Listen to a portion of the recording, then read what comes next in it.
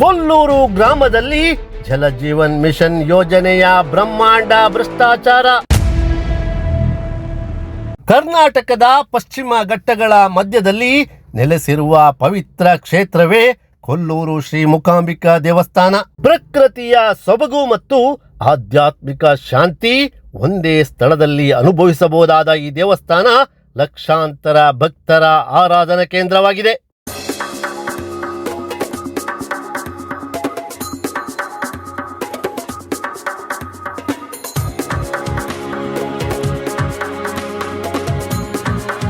ಈ ಕೊಲ್ಲೂರು ಗ್ರಾಮದಲ್ಲಿ ಜಲಜೀವನ್ ಮಿಷನ್ ಯೋಜನೆಯಲ್ಲಿ ಕೋಟ್ಯಾಂತರ ರೂಪಾಯಿ ಮಂಜೂರಾಗಿದೆ.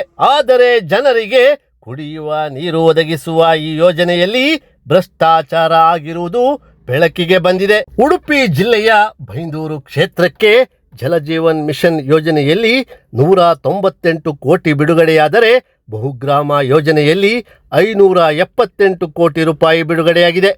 ಈ 800 ಕೋಟಿ ರೂಪಾಯಿಗಳಷ್ಟು ಹಣವನ್ನ ಬೈಂದೂರು ಕ್ಷೇತ್ರದ ಜನರಿಗೆ ಮನೆ ಮನೆಗೆ ನೀರು ಕೊಡುವುದಕ್ಕಾಗಿ ವಿನಿಯೋಗಿಸಲಾಗಿತ್ತು. ಜಲಜೀವನ್ ಮಿಷನ್ ಯೋಜನೆಯಡಿ ನಮ್ಮ ಬೈಂದೂರು ಕ್ಷೇತ್ರಕ್ಕೆ 800 ಕೋಟಿ ರೂಪಾಯಿ ಹಣ ಕೊಟ್ಟಿದ್ದಾರೆ. ಅದರಲ್ಲಿ 198 ಕೋಟಿ ಜಲಜೀವನ್, 585 ಕೋಟಿ ರೂಪಾಯಿ ಬಹುಗ್ರಾಮ ನೀರು ಕುಡಿಯುವ ಯೋಜನೆ.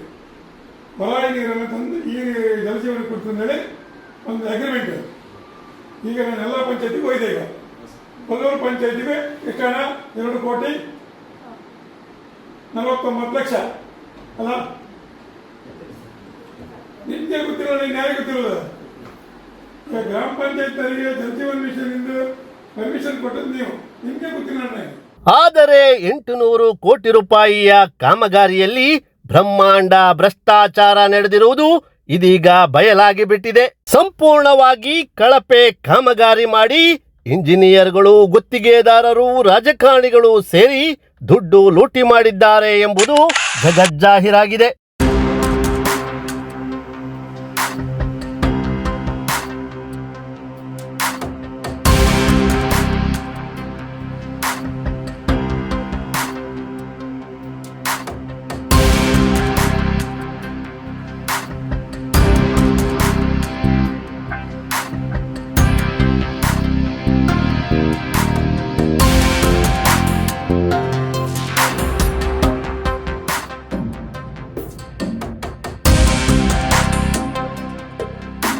ಬೈಂದೂರು ವಿಧಾನಸಭಾ ಕ್ಷೇತ್ರಕ್ಕೆ ಸಂಬಂಧಪಟ್ಟ ಹಾಗೆ ನಮ್ಮ ಕೊಲ್ಲೂರು ಗ್ರಾಮ ಪಂಚಾಯತ್ ವ್ಯಾಪ್ತಿಯಲ್ಲಿ ಜಲಜೀವನ ವಿಚಾರದಲ್ಲಿ ದೊಡ್ಡ ರೀತಿಯಾಗಿರ್ತಕ್ಕಂಥ ಬ್ರಹ್ಮಾಂಡ ಭ್ರಷ್ಟಾಚಾರ ಇವತ್ತು ಆಗ್ತಾ ಇದೆ.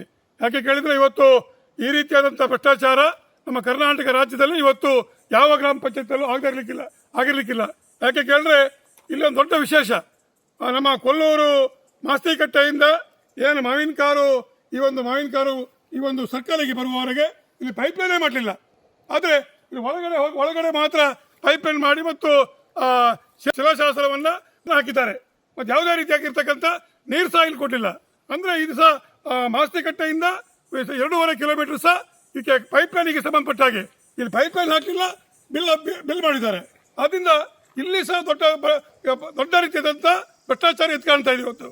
ಆದ್ದರಿಂದ ಇದು ಮಾತ್ರ ಅಲ್ಲ, ಇಡೀ ಕೊಲ್ಲೂರು ವ್ಯಾಪ್ತಿಯಲ್ಲಿ ಇದೇ ರೀತಿಯಾಗಿರ್ತಕ್ಕಂಥ ಕೆಲಸವನ್ನು ಇವತ್ತು ಜಲಜೀವನ್ ಮಿಷನ್ ಅವರು ಮಾಡಿದ್ದಾರೆ. ಅದರಿಂದ ಇದನ್ನ ದೊಡ್ಡ ಮಟ್ಟದ ತನಿಖೆಗೆ ಒಳಪಡಿಸಬೇಕಾದಂತ ಪರಿಸ್ಥಿತಿ ನಿರ್ಮಾಣ ಆಗಿದೆ. ಕೊಲ್ಲೂರು ಗ್ರಾಮದಲ್ಲೂ ಕೂಡ ಜಲಜೀವನ್ ಮಿಷನ್ ಯೋಜನೆಯ ಕಾಮಗಾರಿ ಸಂಪೂರ್ಣ ಕಳಪೆಯಾಗಿರುವುದು ಕಂಡುಬಂದಿದೆ.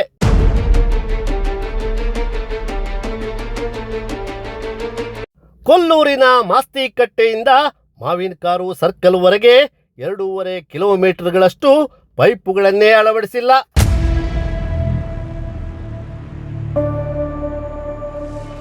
ಅಲ್ಲಿಂದ ಮಾವಿನಕಾರುವರೆಗೆ ಪೈಪುಗಳನ್ನ ರಸ್ತೆಯ ಬದಿಯಲ್ಲೇ ನೆಲದ ಮೇಲ್ಮೈಯಲ್ಲೇ ಅಳವಡಿಸಲಾಗಿದೆ. ಇದು ಜನರ ಕಣ್ಣಿಗೆ ಮಣ್ಣೆರಚಲು ಅಲ್ಲವೇ?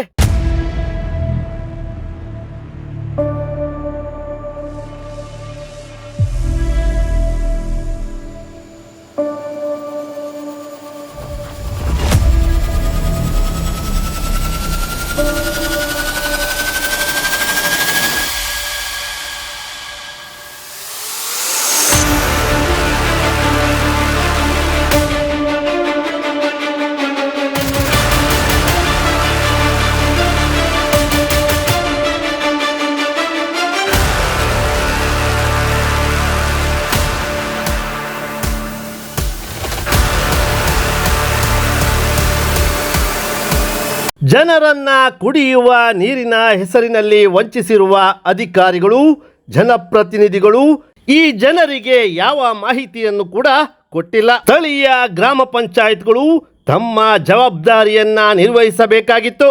ಕಳಪೆ ಕಾಮಗಾರಿಯ ಬಗ್ಗೆ ಜನರ ಪರ ಅವರು ಧ್ವನಿ ಎತ್ತಬೇಕಾಗಿತ್ತು.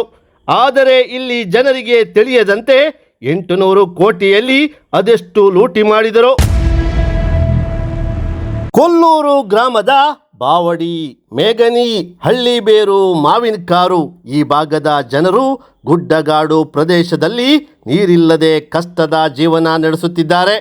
ಗುಡ್ಡದಿಂದ ಬರುವ ಅಲ್ಪ ಸ್ವಲ್ಪ ನೀರನ್ನ ಸಂಗ್ರಹಿಸಿ ಬಳಸುತ್ತಾರೆ.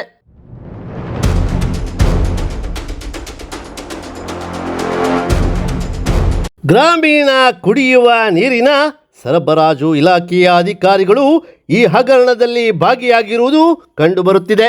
ಈ ಇಲಾಖೆಯ ಅಧಿಕಾರಿಗಳು ಈ ಬಗ್ಗೆ ಮಾಹಿತಿ ಕೇಳಿದರೆ ಸಾಕು ತಡಬಡಾಯಿಸುತ್ತಾರೆ, ನುಣುಚಿಕೊಳ್ಳುತ್ತಾರೆ. ಅಧಿಕಾರಿಗಳು, ಜನಪ್ರತಿನಿಧಿಗಳು ಹಾಗೂ ಗುತ್ತಿಗೆದಾರರು ಜೇಬು ಭರ್ತಿ ಮಾಡಿಕೊಂಡ ಎಲ್ಲ ಲಕ್ಷಣಗಳು ಜನರಿಗೆ ಈಗ ಸ್ಪಷ್ಟವಾಗಿದೆ. ಸರ್ಕಾರದ ದುಡ್ಡು ಅಂದರೆ ಅದೆಷ್ಟು ನಿರ್ಲಕ್ಷ್ಯ ನೋಡಿ. ಪೈಪುಗಳನ್ನು 3.5 ಅಡಿ ಆಳದಲ್ಲಿ ಅಳವಡಿಸಬೇಕಾಗಿತ್ತು. ಆದರೆ ರಸ್ತೆಯ ಮೇಲೆ ಹೇಗೆ ಬಿಸಾಡಿ ಹೋಗಿದ್ದಾರೆ ನೋಡಿ. ಜನರಿಗೆ ಒಂದೇ ಒಂದು ಮಾಹಿತಿಯನ್ನು ಕೂಡ ಕೊಡದೆ ಅಷ್ಟೊಂದು ಕೋಟಿಯ ಹಣವನ್ನ ನುಂಗಿ ನೀರು ಕುಡಿದಿದ್ದಾರೆ. ಇಲ್ಲಿ ಅಳವಡಿಸಲಾದ ಟ್ಯಾಪುಗಳ ಸ್ಥಿತಿಯನ್ನ ನೀವೇ ನೋಡಿ. ಈ ಅಧಿಕಾರಿಗಳಿಗೆ ಹಾಗೂ ಜನಪ್ರತಿನಿಧಿಗಳಿಗೆ ನಾಚಿಕೆಯಾಗುವುದಿಲ್ಲವೇ? ಅದೇ ಬಂದ್ ಮೂರು ವರ್ಷ ಬಂತಲ್ಲ, ಇನ್ನು ಯಾವ್ದು ಅಭಿವೃದ್ಧಿ ಆಗಿಲ್ಲ, ಕೊಡ್ಲು ಇಲ್ಲ, ಎಂತ ಇಲ್ಲ, ನೀರಿಲ್ಲ, ಇಲ್ಲ ನೀರಿಲ್ಲ. ಇದು ಹೀಗೆ ಬಿದ್ಕೊಂಡಿತ್ತಂತ. ಹೌದು, ಹೀಗೆ ಹಿಂಗ ಅಲ್ಲ ಕಲ್ಲು ಹಾಕಿರಲ್ಲ ಈಗ, ಅದ್ರಾಗ ನೀರು ಬಂತಂತ ಹೇಳ್ರಲ್ಲ ಮತ್ತೆ.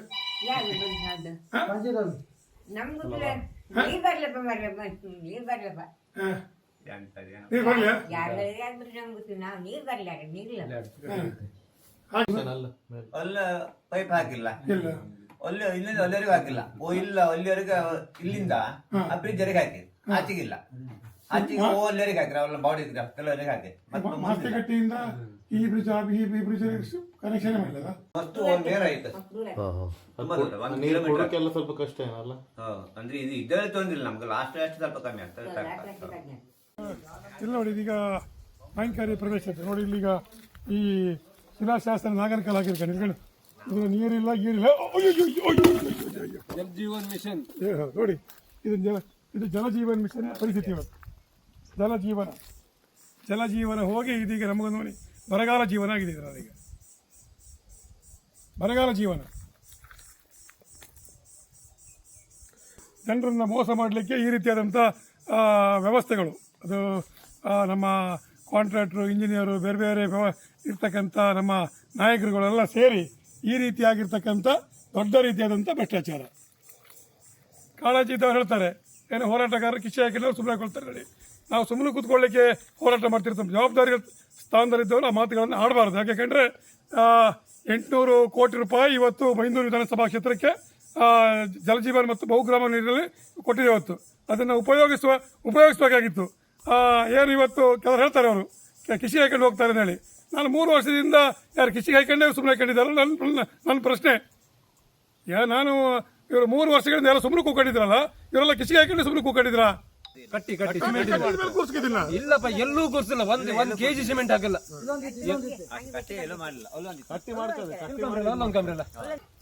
ಎಲ್ಲಿಂದ ಎಲ್ಲಿಗೆ ಹಾಕಿದ್ರೆ? ಬೈಂದೂರು ವಿಧಾನಸಭಾ ಕ್ಷೇತ್ರದ ಕೊಲ್ಲೂರು ಗ್ರಾಮ ಪಂಚಾಯತ್ ವ್ಯಾಪ್ತಿಯಲ್ಲಿ ಬರುವ ಮಾವಿನಕಾರು ಈ ಪ್ರದೇಶದಲ್ಲಿ 2 ಕಿಲೋಮೀಟರ್ ವರೆಗೆ ಪೈಪ್ ಹಾಕದೆ ಊರಿನ ಒಳಗಡೆ ಅಲ್ಲಲ್ಲಿ ಪೈಪ್ ಹಾಕಿ ಸರಿಯಾದ ಜಾಯಿಂಟ್ ಸಮೇತ ಮಾಡಲಿಲ್ಲ ಪೈಪಿಗೆ.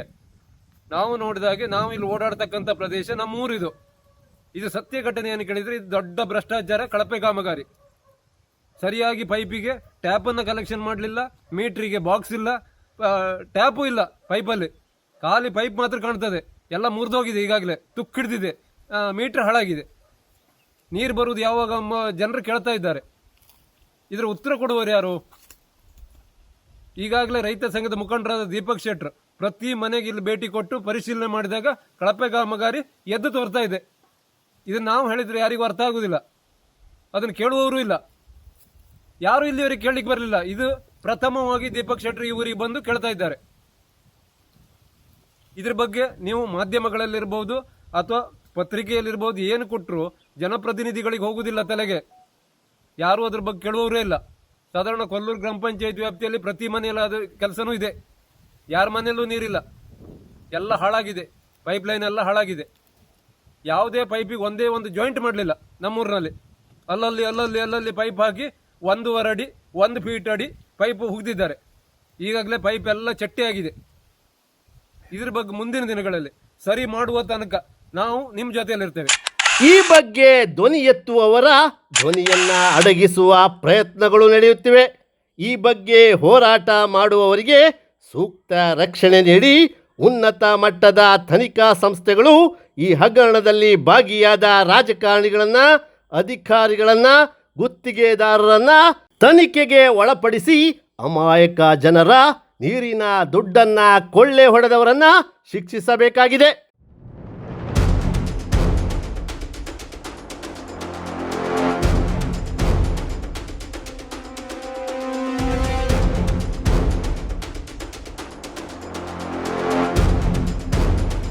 ಬಾವುಟ ಎಂಥದ್ದು ಇಲ್ಲ ಇದಿಷ್ಟು ಹೇಳಿದಾಗ ಓನಲ್ಲಿ ಕಲ್ಲು ಹಾಕಿಗೋ ಇದು ಕಾರಣ ಸಂಬಂಧ ಅಲ್ಲ ಇದು ಮಾಡ್ತೇವೆ ಟಾಂಕಿ ಮಾಡಕ್ಕೆ ಊರಿಗೆಲ್ಲ ನೀರು ಕೊಡ್ತೀವಿ ಇಲ್ಲ ಪಂಚಾಯತ್ನವರ ಪಂಚಾಯತ್ ಇಲ್ಲ ಹಳ್ಳಿಯವ್ರು ಇಲ್ಲ ಹೊರ ಇದ್ದೀರಲ್ಲ ಬಂದು ಮಾಡಿ ಹಾಕಿ ಅದ್ದಲ್ಲಿ ಹೊರ ಇದ್ದಲ್ಲ, ನೀರು ಕೊಡ್ಲಿಲ್ಲ ಅವರು. ಅಲ್ಲಿ ನೀರು ಇಲ್ಲಿ ಗೊತ್ತಿಲ್ಲ ಅಂದ್ರೆ ಸರ್ ಇಲ್ಲೆಲ್ಲ ಕೆರೆ ಇದಲ್ಲಿ ಬಾ ಹೊಳೆ ನೀರು ಮೋಟ್ರ್ ಇಟ್ಟು ಟಾಂಕಿ ಹಾಕ್ಸೋದು ಅಂದಾಡಿ ಅದು ಮತ್ತೆಂತ ಮಾಡಲಿಲ್ಲ. ನಿಮ್ಗೆ ಹೊರ ಇಲ್ಲ ಇಲ್ಲ ಇಲ್ಲ ಅದು ಎಷ್ಟು ವರ್ಷ ನೀರು ಬರ್ತೈತಿ ಈಗ? ಇಲ್ಲ ನಮ್ಗೆ ನಳ್ಳಿ ಹಾಕಿಲ್ಲ ಇಂಥದ್ದು ಇಲ್ಲಿ ಮನೆ ಬೇಕು ತೋರಿಸ್ತೀನಿ ಕೇಳಿ ನಾವು ಬನ್ನಿ. ಇಲ್ಲಿ ಎಂತ ಹಾಕಿದಾಗ ಇಲ್ಲಿ ಎಂಥದ್ದು ಹಾಕಿಲ್ಲ ಪೈಪ್ ಬರಲಿಲ್ಲ ಇಲ್ಲಿಗೆ. ಮಾಯಿನ್ಕೋರವ್ರಿಗೆ ಮಾತಾಡೋದು ಅಲ್ಲಿಂದ ಇದರಿಂದ ಈಚೆ ಬರಲ್ಲ. ಅವರು ಒಂದು ಕಲ್ಲು ಹಾಕಿವರು ಟಾಂಕಿ ಮಾಡ್ಕೊಂಡಿ ಎಲ್ಲಿ ಕಲ್ಲದ ಬೋಯಿಲ್ ಮೇಲೆ ಅದು ಎಲ್ಲಿ ನೀರು ತಗೋ ಹಾಕುವ ಕೊಯ್ಲ್ ಮೇಲ ಹೊಲ ಕಲ್ಲು ಮೇಲೆ ಹಾಂ ಯಾವ್ದ್ರ ಮೇಲೆ? ಬೋಯಿಲ್ ಮನೆ ಬೋಲ್ ಮೇಲೆ ಒಂದು ಮನೆ ಇತ್ತ ಮನೆ ಬುದ ಹಾಕಿ ಅದು ಊರಿಗೆ ಎಲ್ಲರಿಗೂ ಕೊಡ್ತೀನಿ ಅದು ಅದನ್ನ ಮಾಡೋಲ್ಲ ಆ ಕಲ್ಲನ್ನು ಹಾಕಿ ಇಟ್ಟಿರೋ ಅಷ್ಟೇ. ಎಂತ ಕಲ್ಲದು? ಶಿಲೆಗಳು ಅಂದರೆ ಫೌಂಡೇಶನ್ ಅವರಿಗೆ ಆರತಿ ಮಾಡೋದು. ಆರತಿ ಮಾಡಿ ಮಧ್ಯೆ ಒಂದು ಕಲ್ಲು ಇಟ್ಟಿವಿ ಇರೋಲ್ಲ ಟಾಂಕಿ ಮಾಡೋದು ಅಂದೇಳಿ ಮತ್ತೆ ಎಂತ ಮಾಡೋದು ಇಲ್ಲ. ನಳ್ಳಿ ಗಿಳ್ಳಿ ಅಂತ ಅಂದದೇ ಇಲ್ಲ ನಮ್ಮಲ್ಲಿ. ನೀರಿಗೆಲ್ಲ ಕಷ್ಟ. ಕುಡು ನೀರು ಕಷ್ಟ ನಮಗೆ. ನೀವೆಂತ ಮಾಡೋದು? ನಾವೆಲ್ಲ ಮೇಲೆ ಬರಿದ ನೀರು ಸಣ್ಣ ಸಣ್ಣ ಓಸ್ ಹಾಕಿ ಕುಡಿತಾವ್. ಅದು ಬೆಳಿಗ್ಗೆ ಮಾತ್ರ ಸಹ ಮಧ್ಯಾಹ್ನ ಮೇಲೆ ಈಗ ಇಲ್ಲ ಒಂದು ದಿನ ಹೈಕಲ್ಲಿಗೆ ಕಸ ಗಿಸಿ ಅಂತ ಸಿಗಬಿಡೋದು. ಎಷ್ಟ ಅಲ್ಲ 1 ಕಿಲೋಮೀಟರ್ ಮೇಲೆ ಹೈಕ್. ಇಲ್ಲಿ ಎಲ್ಲರಿಗೂ ಅಷ್ಟೇ ನೀರಿಲ್ಲ. ಪೈಪ್ ಲೈನ್ ಅಲ್ಲೇ ಅಷ್ಟ ಅಲ್ಲಿ ಲಾಸ್ಟ್ ನಾ ಕಂಡು ಶಿಲೆಗೆಲ್ಲ ಹಾಕಿ ವೆಚ್ಚಿರ ಟಾಂಕಿ ಮಾಡುದು ಇಲ್ಲಿ ಬರಲೇ ಇಲ್ಲ. ಮೈನ್ ಕೆರೆಯಲ್ಲ ಸರಿ ಹಿಟ್ ಆಯ್ತು ನಿಲ್ಸಿಕ್ಕಿ ಕಡೆಗೆ ಅದು ಅಲ್ಲಿಗೆ ಎಂತ ಆಯ್ತಾನ ಅದು ಡಿಪಾರ್ಟ್ಮೆಂಟ್ ಅದು ಇದು ಮಾಡುವ ಎಂತಂದು ಗೊತ್ತಿಲ್ಲಪ್ಪ ಅದು ಅಲ್ಲಿಗೆ ನಿಲ್ತದೆ ನೀಚಿ ಬರ್ಲಿ ಅಂದೇಳಿ ಇರಲ್ಲ ಅಲ್ಲೇ ಬಂದು ಇದು ಮಾಡ್ಲ ಲಂಚ ಅಂತ ಹೊಡಿಲ್ಲ ಅಲ್ಲ ಹಾಗೆ ಮಾಡುತ್ತಲ್ಲ ಈಗ. ಈಚೆ ನೀರು ಪಾಸ್ ಆಗಿಲ್ಲ ಮಸ್ತಿ ಇಟ್ಟು ನೀಚಿ ಬರಲ್ಲ ಬರಲೇ ಇಲ್ಲ. ಇಲ್ಲ ಇಲ್ಲ ಎಲ್ಲರ ಮನೆಯಲ್ಲೂ ಟ್ಯಾಪ್ ನಿಮ್ಮಲ್ಲಿ ಬದಿ ಅಂತದ್ದು ಬರಲೇ ಇಲ್ಲ. ಈಗ ನಮಗೆ ಕೊಡದೇ ಇದ್ರೆ ಈಗ ಇನ್ನೀಗ ಇದೀಗ 2 ದಿವಸ ನಮ್ಮ ಕಮ್ಗಾತ ಮುಂದೆ ಈಗ ಇಲಾಖೆರೆ ಬಿಡದೇ ಇದ್ರೆ ಮುಗಿತಲ್ಲ. ಅರಣ್ಯ ಇಲಾಖೆರೆ ಈಗ ಒಳಗೆ ಹೋಗ್ಬೇಡಿ ನೀವು ಪೈಪ್ ಹಾಕ್ಬೇಡಿ ಅಂತ ಹೇಳ್ರೆ ನಾವು ಕಿತ್ಕೊ ಬರ್ಕೆ ಮತ್ತು ಬೇರೆ ಬೇರೆ ನೀರಿನ ವ್ಯವಸ್ಥೆ ಇಲ್ಲ ಇಲ್ಲ. ಏನೋ ಅವ್ರಿಗೆ ಬಾಯಿ ಮುಚ್ಚಿ ಸುಮ್ಮನೆ ಇದ್ರೆ ಹೊಳ್ಳಿ ಬದಿಗೆಲ್ಲ ಮಾಡ್ಕೊ ಹೋಗ್ಲಿ ಸುಮ್ಮನೆ ಇದ್ರು ಅದು ನಾವು ಒಟ್ಟು ಏನು ನಡ್ಕೊಂಡು ಹೋಗ್ತಿರ್ತೀನಿ. ಖರ್ಚು ಆಯ್ತು ಇಷ್ಟ ಇದು ಇಟ್ಟಿರೋ ದುಡ್ಡು ಇಷ್ಟೆಲ್ಲ ಖರ್ಚು ಆಯ್ತು ಅಂತ ಗೊತ್ತಾಯ್ತು. ಈಗ ನೀವು ಹೇಳ್ರಿ ನಾನು ಮಾಹಿತಿ ಇಲ್ಲ, ಅದ್ರ ಬಗ್ಗೆ ಮಾಹಿತಿ ಇಲ್ಲ.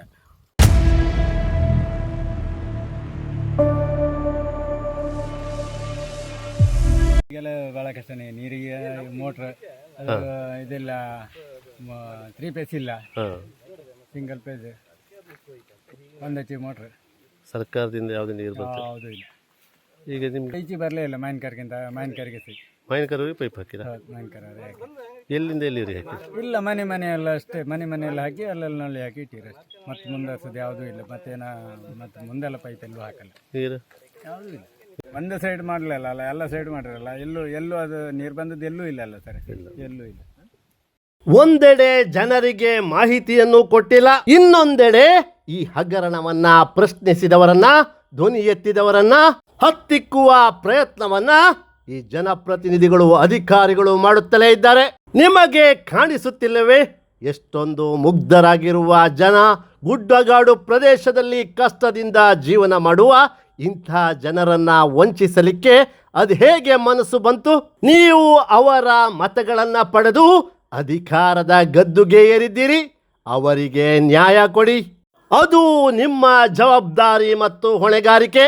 ಅದನ್ನ ಮರೆತು ಈ ಹಗರಣವನ್ನ ಮುಚ್ಚಿ ಹಾಕಲು ಪ್ರಯತ್ನಿಸಬೇಡಿ. ಜಲಜೀವನ್ ಮಿಷನ್ನಲ್ಲೇ ಆದ ಹಗರಣ ಬಯಲಿಗೆ ಬರಲೇಬೇಕು ಎಂಬುದು ಈ ಜನರ ಆಗ್ರಹ.